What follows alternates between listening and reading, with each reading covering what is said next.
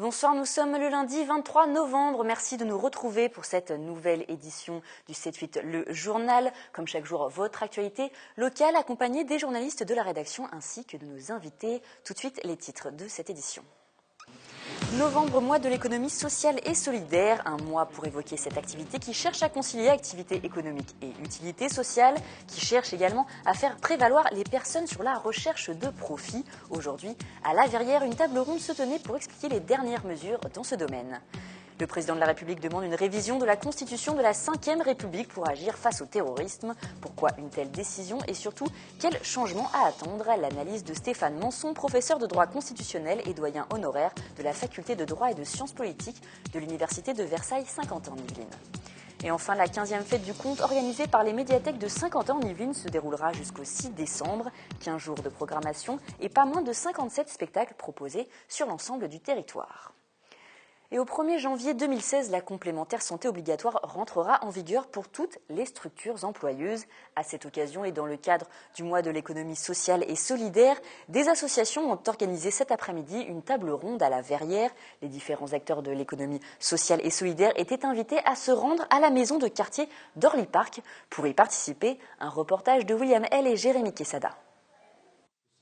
Président ou trésorier, ces représentants d'associations ont tous le même objectif aujourd'hui, comprendre ces nouvelles obligations de protection sociale, des mesures auxquelles ils seront soumis en tant qu'employeurs malgré leur statut d'association et qui restent assez obscurs pour certains.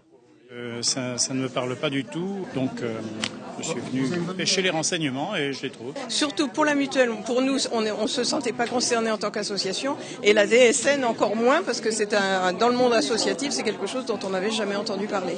Et on n'a aucun courrier officiel sur le fait que ça se mette en place soit le 1er janvier 2016, soit le 1er janvier 2017.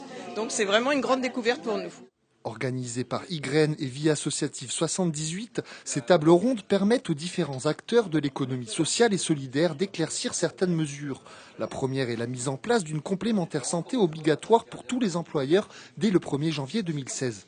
Déjà, un président d'association, c'est pas forcément un professionnel, donc il n'a pas forcément les mêmes appuis que le secteur économique traditionnel pour pouvoir être compétent pour tous ces sujets-là. Qu'est-ce qu'il faut prévoir comme garantie? Quels sont les niveaux de garantie nécessaires, etc., etc. Donc simplement l'aspect technique de la loi en termes d'obligations réglementaires de garantie. Deuxième révolution, la DSN, déclaration sociale et nominative qui va rassembler toutes les déclarations faites par les employeurs aux différentes caisses en une seule et même déclaration qui prendra effet courant 2016. En fait, on se rend compte que les structures de l'ESS qui sont employeuses sont à 90% des structures associatives, des associations. Et beaucoup de ces associations sont bénévoles, mais pour se développer, créent de l'emploi. Et ces obligations de complémentaire santé et DSN prennent cours dès qu'il y a un salarié au sein de la structure. Et donc, cet accompagnement administratif est nécessaire et indispensable. Une après-midi pour s'informer et comprendre ces nouvelles mesures, mais aussi un moyen de rencontre informelle pour les différents acteurs de l'économie sociale et solidaire. Et ce soir en plateau, nous accueillons Stéphane Manson. Bonsoir et Bonsoir. merci d'avoir accepté notre invitation. Alors je le rappelle, vous êtes professeur de droit constitutionnel à l'Université de Versailles Saint-Quentin en Yvelines et vous êtes venu nous expliquer plus concrètement l'état d'urgence mais aussi la révision de la Constitution. Alors après les attentats de Paris donc du 13 novembre dernier, le président a déclaré au Congrès de Versailles le 16 novembre qu'il souhaitait faire évoluer les articles concernant les pleins pouvoirs et l'état de siège et également annoncer le prolongement de l'état d'urgence pour 3 mois. Alors tout d'abord, Stéphane Manson, l'état d'urgence voté à l'origine pour faire face aux événements liés à la guerre d'Algérie, donc en 1955, a été revoté là. C'est une mesure spéciale qui restreint les libertés ?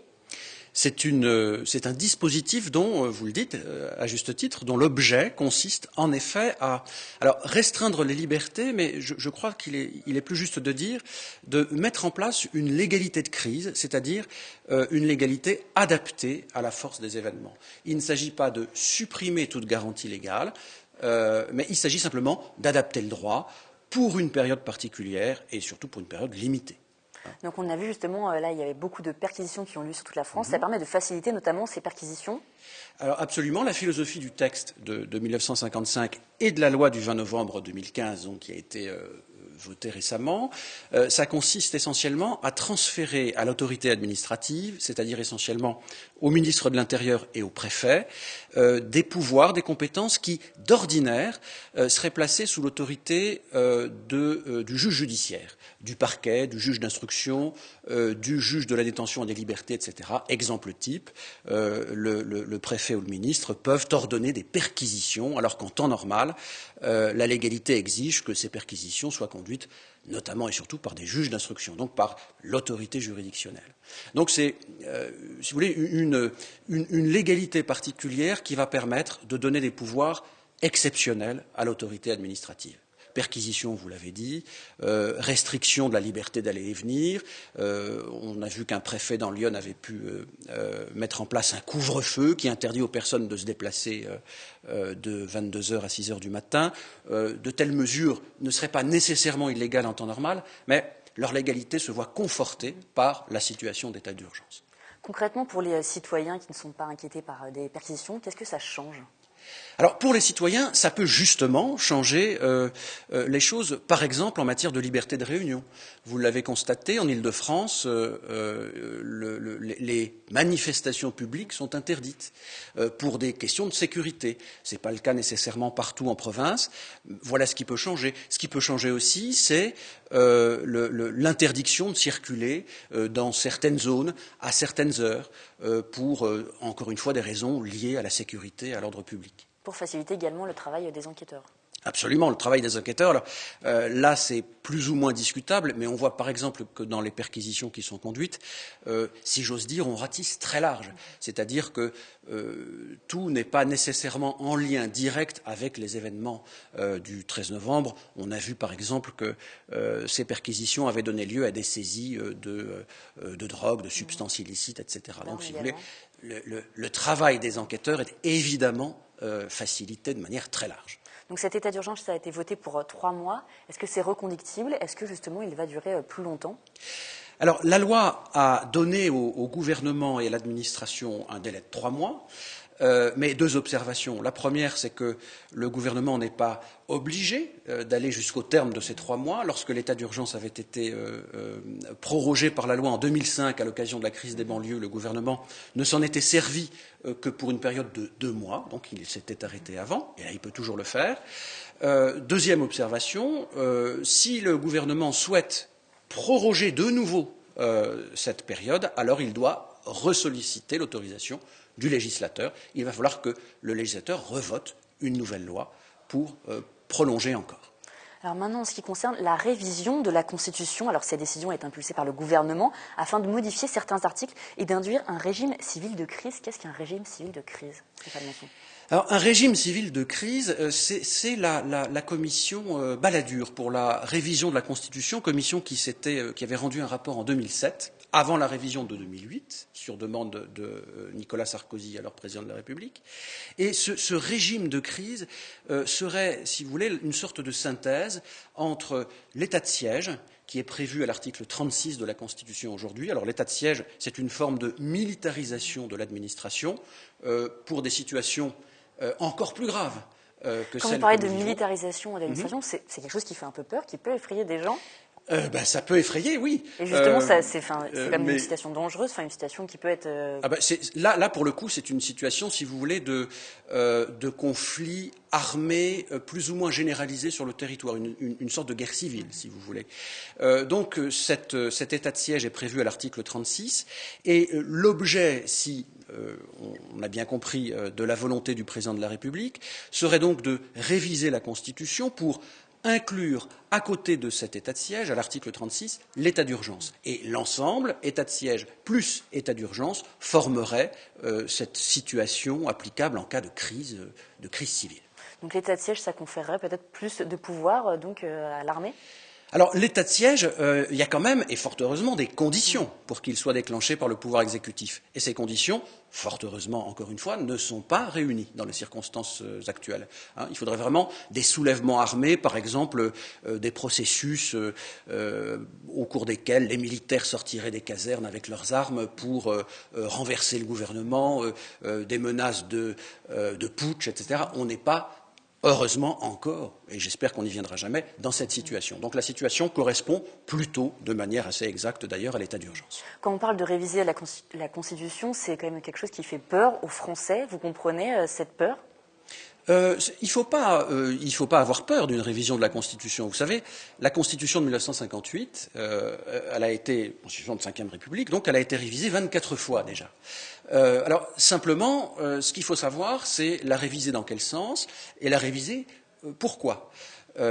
Pour y inclure des garanties supplémentaires, pour y inclure des compétences supplémentaires, il faut que les deux aspects s'équilibrent. Parce que ces affaires de situation de crise sont toujours axées sur la même question, une question fondamentale pour l'état de droit. C'est d'une part le respect des libertés publiques fondamentales et d'autre part octroyer au gouvernement et à l'administration les moyens suffisants pour pouvoir faire face à des menaces très fortes. Alors justement, pour que cette Constitution soit révisée, il faut qu'il y ait quand même plusieurs conditions qui soient réunies.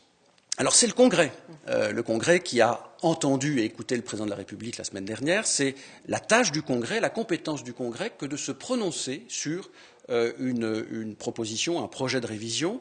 La Constitution exige que pour être révisée, il faut que au Congrès soit réunie une majorité des 3/5 des parlementaires. 3/5 des parlementaires, ça veut dire que la majorité parlementaire, à elle seule, ne peut pas voter et faire passer cette révision. Il faut obligatoirement que la majorité, et donc le président de la République, soit en accord avec son opposition. Est-ce que justement c'est nécessaire selon vous? Parce qu'il y a beaucoup de Français en fait, qui craignent un petit peu qu'on se retrouve comme aux États-Unis avec le Patriot Act. C'est nécessaire, il faut voter cette révision de la Constitution? Alors, j'allais dire cette crainte, elle n'est pas justifiée. Du moins, la simple révision de la Constitution ne nous entraînerait pas vers la situation qu'ont connue les États-Unis jusqu'à une période récente, puisque le Patriot Act, l'une de ses caractéristiques fondamentales, c'est son application dans le temps. Il s'est appliqué pendant plusieurs années. Le seul fait d'inscrire l'état d'urgence dans la Constitution n'implique pas évidemment la mise en œuvre de cette situation exceptionnelle pour plusieurs mois, voire pour plusieurs années. L'objet, simplement, consiste à rendre la procédure, à rendre ce processus plus solide, plus robuste, en mettant à l'abri les lois d'état d'urgence d'éventuelles censures de la part du Conseil constitutionnel et en prévoyant un surcroît de garanties, notamment l'avis préalable, ça c'est ce que les juristes demandent et à mon avis ils ont raison, l'avis préalable du Conseil constitutionnel avant le déclenchement de l'état d'urgence. Donc la révision de la Constitution ne va pas être votée tout de suite, ça va prendre notamment un petit peu de temps. Ça prendra nécessairement un peu de temps parce qu'il faut une forme de consensus pour réviser la Constitution. Ça ne peut pas se faire dans l'urgence. J'oserais vous dire que même lorsqu'on vote une loi, alors la loi du 20 novembre est le contre-exemple, mais il fallait aller vite, mais on ne révise pas la Constitution en bâclant les débats, puisqu'il faut quand même réunir 3/5 des voix au Congrès. Merci beaucoup Stéphane Manson pour toutes ces explications. Avec plaisir. Et enfin, sachez que pour informer les citoyens sur l'état d'urgence, mais aussi sur les manières dont on peut collectivement faire société, une réunion publique aura lieu le mardi 24 novembre à 20h30, salle de la Boissière à Trappes, en présence de Benoît Hamon, candidat du Parti socialiste au régional, et député des Yvelines. Rachid Benzine, islamologue, et Alain Degois, dit papier, seront également à ses côtés afin d'apporter leur éclairage sur le contexte. Et nous revenons à la vie locale. À présent, le marché dominical de Montigny-le-Bretonneux, situé place Jacques Coeur à la Sourderie, s'est agrandi ce dimanche pour la 3e édition de Goût d'Yvelines. Au total, une quarantaine d'exposants ont échangé autour de la consommation responsable, des produits sains et locaux. Un rendez-vous immanquable pour ce marché qui existe depuis maintenant une 20aine d'années. Les précisions avec Camille Lambert. Des veaux, des ânes et des moutons au cœur de Montigny. Pour l'opération Goût d'Yvelines, le marché artisanal et biologique de la Sourderie s'est transformé en ferme pédagogique pour le plus grand plaisir des plus jeunes. J'aime bien les animaux et il y en a qui mangent le blouson. Les enfants ont pu nourrir les animaux tandis que les parents cherchaient les bonnes affaires sur les étals. Proposé par Yvelines Tourisme du 14 au 22 novembre, Good Yvelines visait à faire découvrir les produits locaux et le savoir-faire des artisans yvelinois. Il était intéressant pour nous de nous associer donc à une opération à l'échelle du département, ce qui nous permet d'avoir un rayonnement plus important. Et l'initiative était intéressante surtout pour mettre en avant tout ce qui est terroir, tout ce qui est filière courte. 40 stands ont été installés au lieu de 20 habituellement. Les commerçants étaient invités à faire goûter leurs produits et expliquer leur démarche aux visiteurs. Une initiative appréciée par Marianne Laporte, venue proposer ses 18 quiches faites maison. Tout est fait par mes propres soins, dans mon laboratoire, qui se trouve chez moi, dans mon sous-sol. Et après, je revends sur le marché, dans ma petite carriole. La 3e édition de Good Yvelines s'est terminée dimanche avec la clôture du marché à 15h. Plusieurs événements de l'opération ont été annulés en raison des attentats du 13 novembre. Il faudra attendre encore quelques jours pour savoir si ces attaques ont eu une incidence sur la fréquentation par rapport aux années précédentes. Et comme chaque lundi, nous retrouvons Séphora Namani pour la chronique culture. Bonsoir Séphora. Alors aujourd'hui, vous allez nous parler du salon Histoire de lire qui se tenait ce week-end à Versailles. Exactement, bonsoir Florent. Alors quelques chiffres pour commencer. En 2014, seulement 28% des Français avaient déclaré au ministère de la Culture avoir lu plus de 5 livres au cours de l'année, contre 39 en 2007. Alors c'est vrai, mais en même temps, il y a certains livres qui se vendent très très bien, notamment des livres d'histoire. Je pense donc à Métronome de Laurent Deutsch, qui est paru en 2009 et qui a été vraiment un grand succès. Exactement, je sens l'historienne en vous. C'était plus de 2 millions d'exemplaires pour le Métronome de Laurent Deutsch. Alors le livre d'histoire a-t-il le vent en poupe? Nous sommes allés vous poser la question. Oui, je lis des livres d'histoire parce que le présent s'explique par l'histoire. Ah non, pas du tout. Alors pourquoi ? J'ai pas le temps. Oui, ça me passionne, oui. Ça nous fait comprendre certaines choses. Et puis, quelquefois, ça nous permet de constater qu'on fait toujours les mêmes erreurs. Maintenant, à travers certains faits divers, enfin certains tournants historiques, j'ai envie de retrouver ou des sources ou des équivalences, oui. Alors ce week-end avait donc lieu la 8e édition du salon Histoire de lire dans les très bons salons de l'hôtel de ville et de l'hôtel départemental de Versailles, salon qui favorise la lecture par le livre d'histoire. Emmanuel de Crépy, adjoint au maire de Versailles et chargé de la culture, nous en parle. Nous sommes très heureux de pouvoir continuer cet événement qui est vraiment très apprécié aussi du public, puisque l'entrée est libre, on peut y acheter des livres et ça permet aussi de rencontrer les auteurs, de pouvoir assister à de nombreuses conférences. Ça permet aussi de découvrir des lieux magnifiques que sont par exemple le Salon des Aigles à l'hôtel du département. Et alors, le succès était-il au rendez-vous ?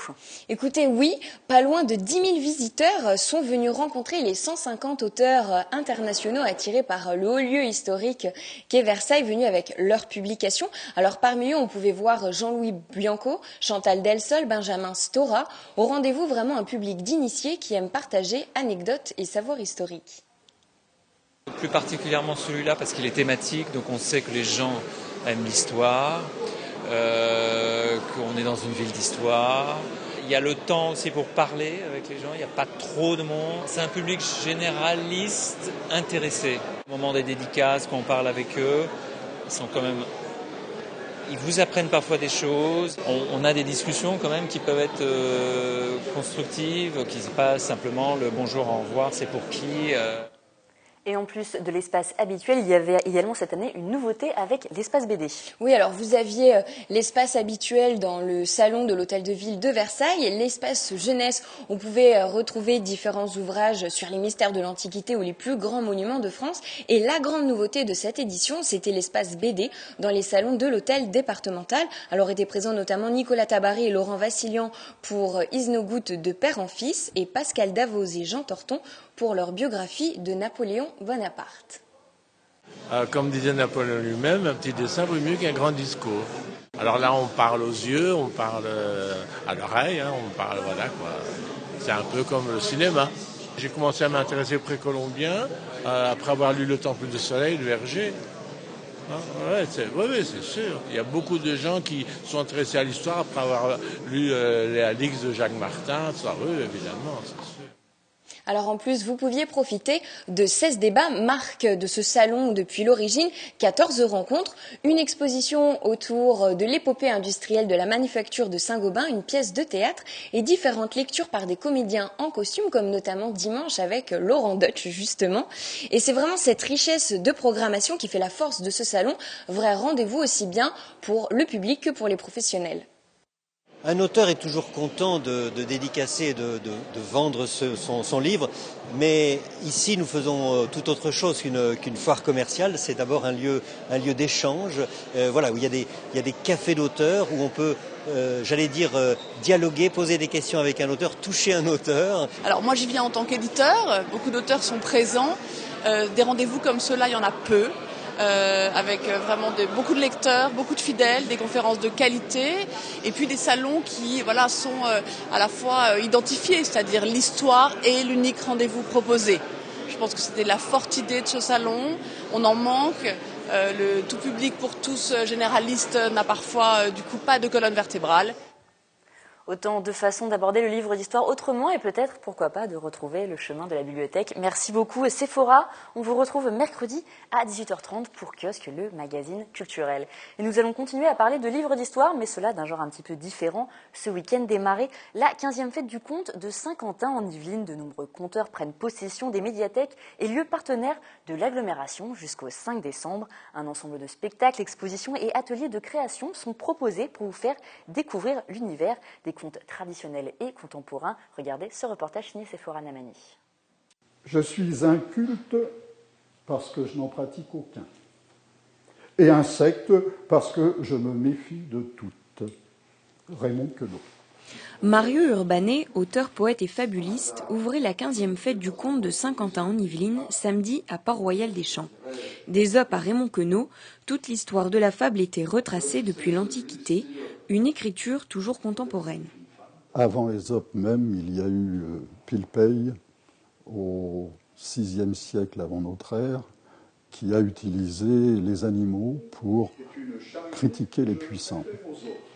J'utilise beaucoup, notamment auprès des jeunes générations, la fable qui parle finalement des choses de notre époque. Le conte, de genre narratif et fictif, fait partie de la famille de la littérature orale avec la fable et l'épopée.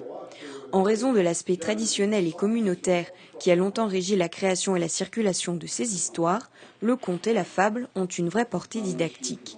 C'est une façon d'approfondir la réflexion.